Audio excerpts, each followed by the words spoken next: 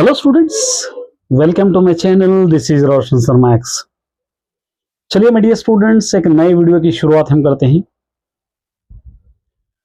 आप सभी को ऑलरेडी पता है कि 3 जून से आप सभी के सप्लीमेंट्री एग्जाम्स स्टार्ट हो रहे हैं और मे भी सभी स्टूडेंट्स हॉल टिकट्स भी ऑलरेडी ले लिए होंगे, या हो सकता है कुछ स्टूडेंट्स अभी हॉल टिकट नहीं लिए और तकरीबन स्टूडेंट्स को अपने सेंटर्स भी पता चल चुके हैं और सेंटर्स भी आप लोगों को मालूम हो गए हैं।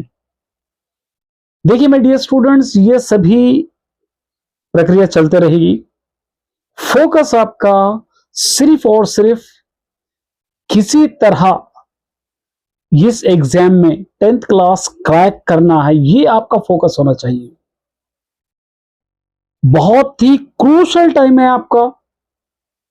अगर आप चाहते हैं कि हमारा साल वेस्ट ना हो, हमारा ईयर बर्बाद ना हो, तो इसके लिए आपको ताबड़तोड़ मेहनत करने की जरूरत है।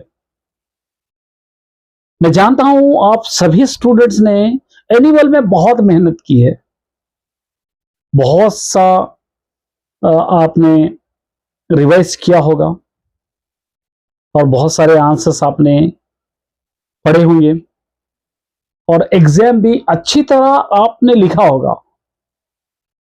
लेकिन कुछ वजूहत की वजह से, या हो सकता है प्रॉपरली अटेंड नहीं करने की वजह से, शायद आपका रिजल्ट उन सब्जेक्ट में रुक गया होगा या उन सब्जेक्ट में आप फेल हो गए होंगे।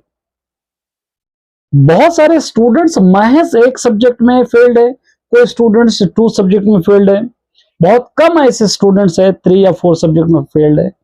1 सब्जेक्ट के स्टूडेंट्स बहुत ज्यादा हमको मिलेंगे। हो सकता है वो मैथमेटिक्स हो सकता है, या फिजिक्स हो, या तेलुगु, या फर्स्ट लैंग्वेज, कोई भी हो, एक सब्जेक्ट में बहुत सारे स्टूडेंट्स हमको मिलते हैं।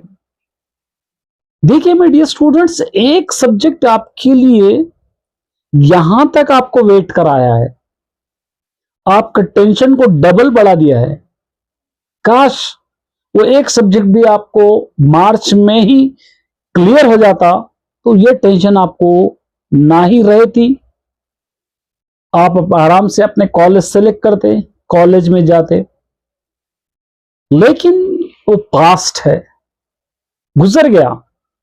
एक सब्जेक्ट 2 सब्जेक्ट हमारे रुक गए, तो उसके बारे में हम सोचना कि ऐसा होता तो ऐसा होता, या मैं कॉलेज में लेता, उसके बारे में सोचकर हमको टाइम बर्बाद नहीं करना है। उस टाइम से हमको आगे बढ़ना है, तो उसके लिए बहुत मेहनत करना है। इतनी मेहनत कीजिए कि इतना एग्जाम अटेंड कीजिए कि ये जो जून में जो एग्जाम्स आपके कंडक्ट किए जा रहे हैं, ये एग्जाम में आपको कंपलसरी 100% पास होना है। क्योंकि साल बर्बाद होने से बचने का यही की तरीका है कि किसी तरह आपको मेहनत करना है। बहुत क्रूशल टाइम है, इस क्रूशल टाइम में थोड़ा सा आप कंसंट्रेट करेंगे। अब देखिए, ये भी डाउट हो सकता है बहुत सारे स्टूडेंट्स को, क्या मार्च में जिस तरह का पेपर आया है उसी तरह का पेपर आएगा, या और इजी होगा, या टफ होगा, ये कैसे होगा? देखिए बेटिए स्टूडेंट, सभी चीजें सोचने का वक्त बिल्कुल आपके पास नहीं है।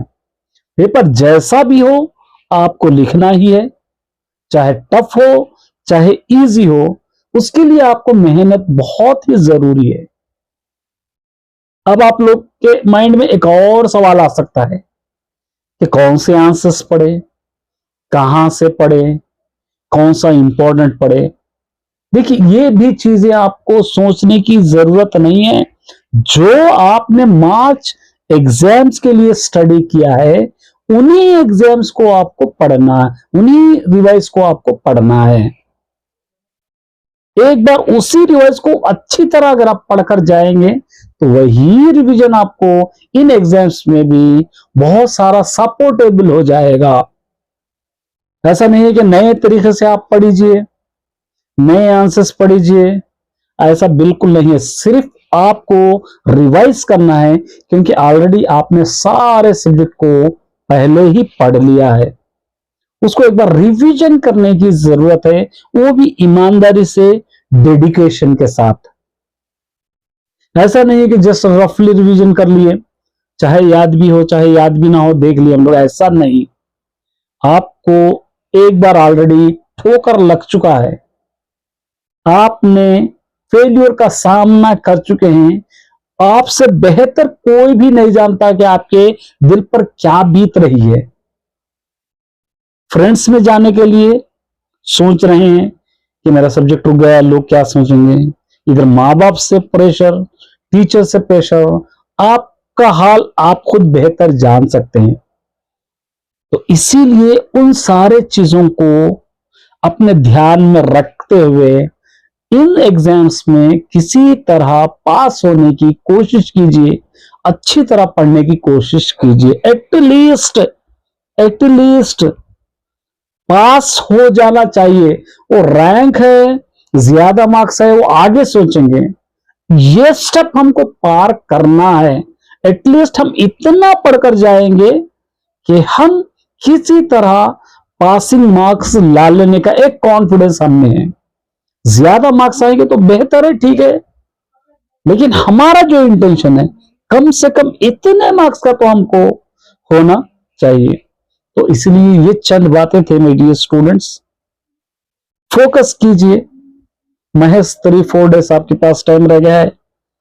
हो सकता है किसी स्टूडेंट्स का एग्जाम 3rd को ही हो, किसी स्टूडेंट्स का 4th को हो, किसी स्टूडेंट्स का 6th हो। एक सब्जेक्ट 2 सब्जेक्ट अलग अलग स्टूडेंट्स के अलग अलग एग्जाम्स है। उन अलग अलग एग्जाम्स के लिए तैयारी अच्छी करके जाइए ताकि आपका रिजल्ट अच्छी तरह हो सके। कम स्टूडेंट्स, ओनली 6.5 या 6% स्टूडेंट ही फेल्ड हुए हैं, बाकी का 94% रिजल्ट ऑलरेडी आ चुका है। बहुत कम स्टूडेंट्स। उम्मीद करते हैं कि ये जो 6% स्टूडेंट्स है ये भी प्रमोट होकर 100% रिजल्ट में कन्वर्ट हो जाए। ये मेरा इंटेंशन है, आपका इंटेंशन होगा, सभी का इंटेंशन है। तो उम्मीद करता हूं कि इस वीडियो के बाद आप लोग फोकस कीजिए अपने स्टडीज पर। ये भी मैं जानता हूं कि मेरे रिवीजन के लिए वेट कर रहे हैं सभी स्टूडेंट्स, वो भी मैं तुरंत ही स्टार्ट करूंगा। और बहुत सारे स्टूडेंट फर्स्ट लैंग्वेज के लिए या मैथ्स फिजिक्स के लिए अलग से वीडियोस बनाने के लिए रिक्वेस्ट कर रहे हैं। मैं जरूर आपका साथ दूंगा, लेकिन आप लोग जो रेगुलर आपकी स्टडी है उन स्टडी को करते जाइए, क्योंकि एक बार में सारा रिवीजन करना, एक वीडियो से पूरा रिवीजन पढ़ लेना, ये इम्पॉसिबल है। थोड़ा थोड़ा करके आप पढ़ेंगे तो एग्जाम्स तक आपका रिवीजन कंप्लीट हो जाएगा। उम्मीद करता हूं कि इस वीडियो के बाद आप अपना फोकस और ज्यादा करेंगे और ज्यादा टाइम देंगे और ज्यादा रिवाइज करेंगे, क्योंकि आपसे बेहतर आपके स्टडीज को कोई भी जान नहीं सकता, कोई भी परख नहीं सकता।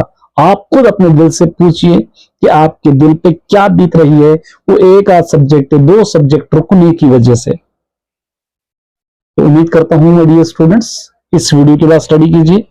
कुछ डाउट है तो मुझे आप पूछ सकते हैं। All the best.